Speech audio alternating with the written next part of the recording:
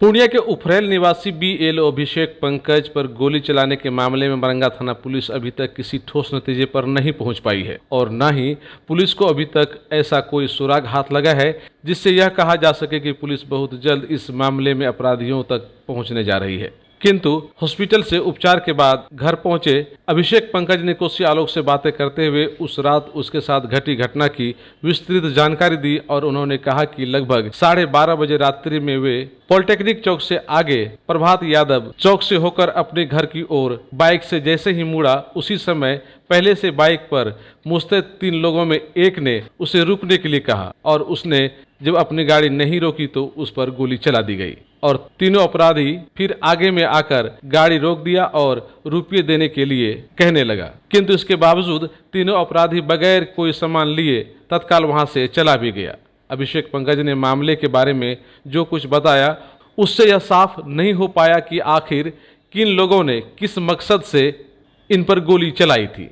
अगर लुटेरा होता तो निसंदेह कुछ न कुछ लूटता। अगर हत्या करने के मकसद से ही अपराधी आया होता तो एक गोली मारकर और फिर उससे बातचीत कर उसे घर जाने के लिए नहीं छोड़ देता। इसका अंदेशा यह लगाया जा सकता है कि अपराधी हो सकता है किसी मामले को लेकर अभिषेक पंकज को डराने की कोशिश कर रहा हो, अन्यथा कोई लुटेरा थाना गेट से महज कुछ ही दूरी पर इस तरह की घटना को अंजाम देने की कोशिश नहीं करेगा। अभिषेक पंकज ने बताया कि वह स्थानीय वार्ड पार्षद के घर से करीब 12 बजे वोटर लिस्ट का काम कंप्लीट करने के बाद वापस घर जा रहा था। इस दरमियान उसके साथ प्रभात यादव चौक के पास घटना घटी, जबकि इस संदर्भ में दूरभाष पर वार्ड पार्षद पति ने बताया कि अभिषेक पंकज अपने 2 साथियों के साथ उसके घर से करीब 10:30 बजे ही निकल गया था। बाकी समय उसने कहां और किसके साथ बिताया इसकी उन्हें कोई जानकारी नहीं है।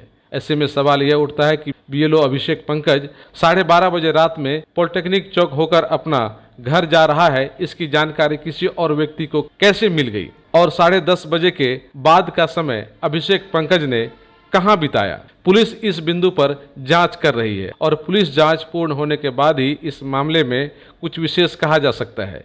किंतु अभिषेक पंकज ने अस्पताल से बाहर आने के बाद उनके साथ घटी घटना के बारे में क्या कुछ कहा, आप खुद सुन लीजिए।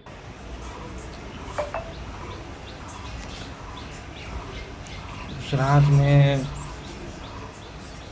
कि वोटर लिस्ट संबंधित काम था, बुलाया गया था राहुल के द्वारा, तो वहाँ पर चूँकि कोई इंटरेस्टेड नहीं थे, लेकिन चूँकि जानकारी थी कि उस बूथ के बीएलओ से जानकारी थी, इसलिए गए हुए थे कि भाई 10 नंबर, चूँकि उसी वोटर लिस्ट में 10 नंबर का भी व्यक्ति का नाम है, 11 नंबर का भी नाम है, उसी संबंधित जो जानकारी थी बस उसी को जो वोटर लिस्ट में 10 नंबर अंकित करना था या 11 नंबर अंकित करना था, उसी क्रम में चूँकि गए थे 8 बजे तो लेट हो गया। हाँ, तो लेट हुआ, काम का पता नहीं, टाइम का पता नहीं चला। उसके बाद वापस पुनः वहाँ से जो साथ में सर थे बिहारी सर, उनको घर छोड़ते हुए, फिर राजीव सर को घर छोड़ते हुए, फिर उधर से पॉलिटेक्निक चौक होते हुए अपना घर वापस आ रहे थे। उसी क्रम में मरंगा विजेंद्र पब्लिक जो चौक है वहाँ में जब हम उस रास्ते से आ रहे थे तो आने के क्रम में कुछ दूरी से ही हम पे 3 लड़का नज़र आया जो वहाँ पर गाड़ी पे तीनों बैठा हुआ था और गाड़ी स्टार्ट के मूड में था। तो उसी क्रम में जब हम अपने घर के तरफ जो मोड़ है विजेंद्र पब्लिक स्कूल मोड़ पर बाईपास जो मूर्ति है, तो वहाँ जैसे ही गाड़ी मोड़े तो मोड़ने से पूर्व उनका वो लड़का इशारा किया रुकने के लिए। तो मेरा चूँकि घर वहाँ से नज़दीक में ही था तो हम गाड़ी अपना थोड़ा स्पीड में मोड़ दिए। उसी क्रम में वो पीछे से आकर अचानक गोली चला दिया। तो हम गाड़ी लेके रुकने पर एक लड़का सामने भी आया जो गाड़ी पे बैठा हुआ था, वो बोला पैसा लो, क्योंकि उस समय हेलमेट पहने हुए थे। हेलमेट खोलने के बाद पता नहीं क्या हुआ, जो आगे गाड़ी चला रहा था वो बोला कि चलो यहाँ लोचा हो जाएगा, यहाँ से जल्दी से निकलो। मेरे ही सामने वो वहाँ से निकलकर भागा बाईपास की और तीनों। उसके बाद पुनः मैं वहाँ से गाड़ी स्टार्ट कर घर वापस आया। घर आने पर सभी परिजनों को खबर। अच्छा, वो तीनों का चेहरा हेलमेट से ढका हुआ था कपड़ा से या फिर ओपन था? चेहरा ओपन था, क्योंकि वो आपाधापी में सर चेहरा को अच्छी तरह से देख नहीं पाए, जो भी हो, क्योंकि गोली भी लग गया था तो उस मानसिक थोड़ा सा ये हो जाता है। तो उनको आप बोले कि गोली क्यों मारा? ये बात हम उनको बोले। क्या बोला वो? उनका मुंह से सिर्फ निकला पैसा दो, ठीक है ना। फिर बाद में जब अपना हेलमेट उतारे तो वो लड़का जो गाड़ी चला रहा था, है ना, वो बिना मुंह घुमाए ही पता नहीं देखा होगा या जो भी हो, तो वो उसको इशारा मारा और वो जो गोली चलाया था वो गाड़ी पे बैठा तीनों फिर बाईपास की ओर भाग गया। तो क्या लगता है कि वो आपको पहचान लिया? ऐसा लगता है तो पहचान लिया इसका कि मतलब? उस रास्ते से हम बराबर कोई भी काम लगती है, चाहे कभी निमंत्रण का हो, हाल फिलहाल के दिनों में हॉस्पिटल से भी 11-12 बजे 1 बजे रात में उसी रास्ते से आते हैं, कभी किसी तरह का प्रॉब्लम नहीं हुआ है। तो इसका मतलब है जो भी गोली चलाई वो आपको पहचान लिया? ऐसा प्रतीत होता है, जो गोली चलाई नहीं, जो गाड़ी पे बैठा हुआ है। अच्छा, तो ठीक है, इस तरह की घटना करने के पीछे आपको क्या लगता है कि क्या उनका मंशा हो सकता है? क्योंकि गोली तो आपको मारा, फिर आपसे मिल करके बात भी किया, अगर उनको मारना ही था तो फिर बात करके आपको छोड़ तो नहीं देता, फिर गोली आपको मारता, और लेकिन फिर आपका चेहरा देखने के बाद छोड़ के भाग भी गया। नहीं तो वो आपकी हत्या किया और नहीं तो आपके साथ लूटपाट किया।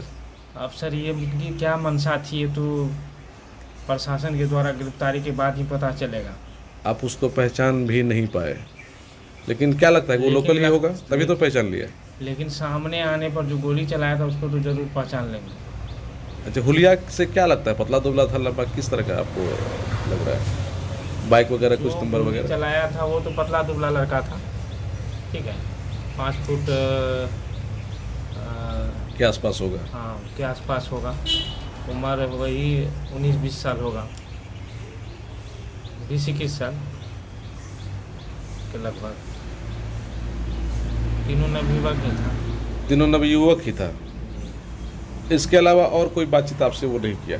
नहीं, इसके अलावा बातचीत नहीं की, इतने में वो तीनों निकल गया। तो फिर वहाँ से आप गोली लगे हुए घर आए? जी गाड़ी चला के ही आए। तो उसको पता चल गया कि इनको गोली लग गई है? जी उनको पता चल गया, इसलिए वो भागने की कोशिश करने लगा। फिर आप घर आए तो क्या हुआ? घर के लोगों को बताया? घर के लोगों को बताएं, फिर अपने भतीजा को फ़ोन किए। कि इनको गोली लग गई है? जी उनको पता चल गया, इसलिए वो भागने की कोशिश करने लगा। फिर आप घर आए तो क्या हुआ? घर के लोगों को बताया? घर के लोगों को बताएं, फिर अपने भतीजा को फ़ोन किए। अच्छा, आप उस स्थिति में थे कि गोली लगने के बाद भी आप आसानी से गाड़ी चला के आ गए और बोल भी रहे थे और इलाज कराने भी मतलब चले गए? जी स्थिति तो चूँकि गोली लगने के बाद आदमी डर जाता है, लेकिन चूँकि डरने से तो मान लीजिए अपना हौसला खो देने से तो कुछ भी हो आपने सकता है। प्रयास किया, चलिए ये तो अच्छा रहा। फिर हम यहाँ से हॉस्पिटल गए, हॉस्पिटल जाने के बाद पुनः वहाँ से पैदल ही अपने आईसीयू में भर्ती हुए। पैदल ही भर्ती हुए? जी अच्छा, ये बताइए, किसी से कोई विवाद आपका है? जी कोई विवाद नहीं है। कभी इसलिए किसी कि से? चूँकि ऐसा मौका ही नहीं मिलता है कभी हम लोगों को किसी से लड़ाई झगड़ा हो। कभी किसी से कोई धमकी, या फिर ये कि जिस तरह से बीएलओ का काम करते हैं और रात में आप कर रहे थे वहाँ, इसमें क्या ये इंटरेस्ट सब था? काम सर तो कभी कभार होता है, इसमें कोई इंटरेस्ट नहीं थी। एक दोस्ती के नाते आप ही मान लीजिए, कोई अगर अपना वैसा ढंग का आदमी है जिनसे पहले से संबंध है, किसी काम के लिए बुलाता है तो हम लोग बेहिचक चले जाते हैं।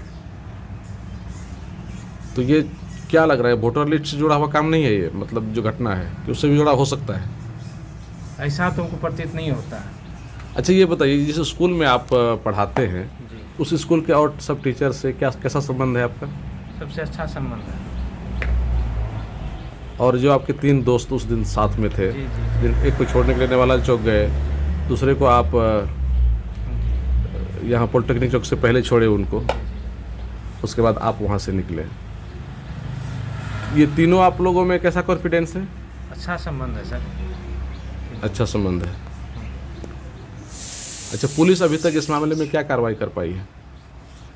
पुलिस सर इस मामले में, चूँकि कल हम लोगों का संगठन भी के जो जिला अध्यक्ष थे, क्योंकि मैं नगर अध्यक्ष के ही पद पर हूँ यहाँ पर बिहार राज्य प्रारंभ से, जो हमारे जिला अध्यक्ष थे कल एसपी साहब से मिले भी थे।